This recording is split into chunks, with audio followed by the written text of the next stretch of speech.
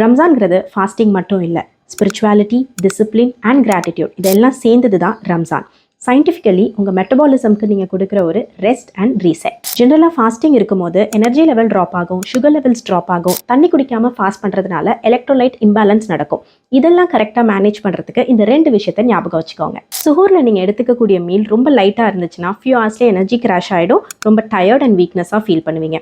So ஃபாஸ்டிங்க்கு முன்னாடி நீங்கள் எடுத்துக்கக்கூடிய ஃபுட் வந்து ஒரு rice with chicken or fish கறியாக இருக்கலாம், சப்பாத்தி வித் எக் கறியாக இருக்கலாம். இந்த மாதிரி ஒரு காம்ப்ளெக்ஸ் கார்போஹைட்ரேட்ஸ் ப்ளஸ் ப்ரோட்டீன் சேர்த்து எடுத்துக்கும் போது அது உங்களுக்கு த்ரூ அவுட் த டே ஒரு சஸ்டைன்ட் எனர்ஜி கொடுக்கும். நெக்ஸ்ட் இஃப்தார். இஃப்தாருக்கு ப்ரொஃபட் சொன்ன மாதிரி டேட்ஸ் ப்ளஸ் வாட்டர் எடுத்து ஃபாஸ்ட் பிரேக் பண்ணுறது தான் பெஸ்ட் சாய்ஸ். ஏன்னா த்ரூ அவுட் த டே எதுவும் சாப்பிடாமல் இருந்துட்டு நீங்கள் சாப்பிடக்கூடிய ஃபர்ஸ்ட் மீல் ரொம்ப ஆயிலியாவோ இல்லை ஸ்பைசி ஃபுட்டாவோ இருந்துச்சுன்னா உங்களுக்கு அசிடிட்டி சிம்டம்ஸ் காஸ் பண்ணும். ஸோ இஃப்தாருக்கு டேட்ஸ் ப்ளஸ் வாட்டர் ப்ளஸ் நோம்பு கஞ்சி எடுக்கும்போது ஒரு ரேப்பிட் எனர்ஜி கிடைக்கும், ஷார்ப் சுகர் ஸ்பைக் இருக்காது, உங்கள் எலக்ட்ரோலைட் பேலன்ஸை சப்போர்ட் பண்ணும். ரம்ஜான் ஃபாஸ்டிங்கிறது ஸ்டார்வேஷன் இல்லை, உங்கள் ஸ்பிரிச்சுவல் க்ரோத்தையும் ஃபிசிக்கல் ஹெல்த்தையும் பேலன்ஸ் பண்ணுற ஒரு விஷயம். ஸ்மார்ட்டாக ஃபாஸ்ட் பண்ணுங்கள், ஹெல்த்தியாக இருங்க.